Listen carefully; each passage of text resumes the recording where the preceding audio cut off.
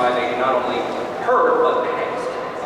So pursuant to that, something came up on Facebook not too long ago I thought was kind of interesting, and had to do with rules of engagement here, talking to people who might not yet be sort of in our camp yet.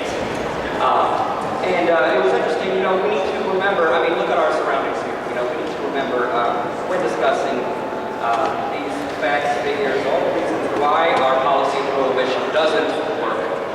We need to realize and remember to stay professional and calm above all else. And I believe, I'm talking about myself here too, because I can get very impassioned when you take into account all of the ironies, the hypocrisy of the status quo that it is. This article is very good. You know, keeping a professional demeanor is all about controlling the situation, controlling the temperature of the conversation. It could be the difference between having success and changing somebody's mind or influencing somebody's opinion or not. We need to keep this in mind at all times. And I'll give you an example.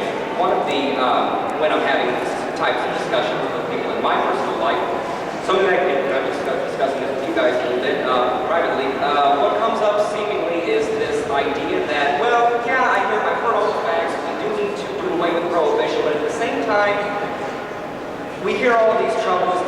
Turn on the news, every night someone got drunk and beat up their wife, killed somebody in a car accident, performed some other violent act where alcohol was involved. So they take that, and it's a very good point to be made now.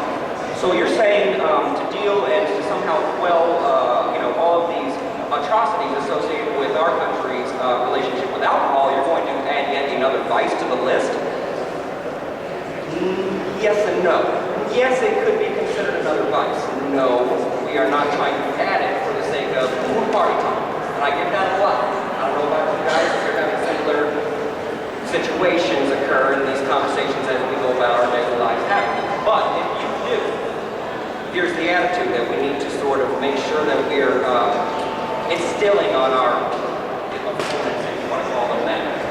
The fact remains, it's not an addition of a vice so much as it is providing an alternative that is safer. Alcohol is toxic. Alcohol is toxic in small quantities, as we've established earlier. There is no such dose of cannabis that could ever be considered toxic to any living being. So when that fact becomes out in the open, we see that the laws that we're dealing with here in Indiana and other states that have not either instilled a medical program, a decriminalization, or something of that ilk, we're going to have these similar types of problems. We're going to be stuck in the same situation where not only we're dealing with laws rife with hypocrisy, but also it becomes very clear that children's safety was not in mind when these laws were introduced. They were never even in the forefront of it. And again, we keep coming back to the same old argument. They cause more problems than they solve. So, how much, my question to you is, how much does the state of Indiana, does America at large, have an appetite to continue making these same mistakes? Costly mistakes. We already have the numbers that we need. What it takes to put one person away and keep them in jail for a year in Indiana. How much that clogs up the probation system. We could reallocate our resources to much wiser ends, people. It does, and maybe with the brain could tell you that we're working against ourselves. If you truly want to make Indiana safer for tomorrow, for your kids, for my kids, and generations on down the line, you have no choice but to want to fight for legalization.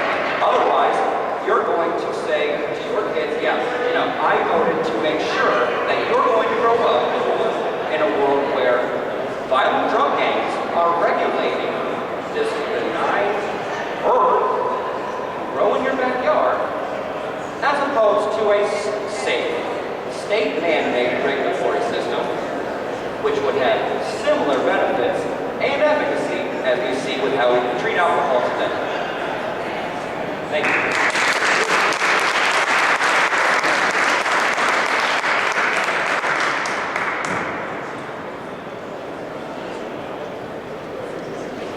Up to give some closing remarks remarks here shortly. I just wanted to let you know that, of course, like Lisa said, we do have a pretty decent website on Norml.com through which you can make donations, you can become a member, you can get a lot of information, and we're constantly adding to that. It's growing more all the time. Please visit. We have a really active Facebook page. If you do the Facebook thing, look us up. For media plans, when we're done here, we're going over to Ike and Josie's. So you're welcome to join us, hang out, have a burger and a beer if you want, and we'd be happy to get to know you. So thank you so much for coming, and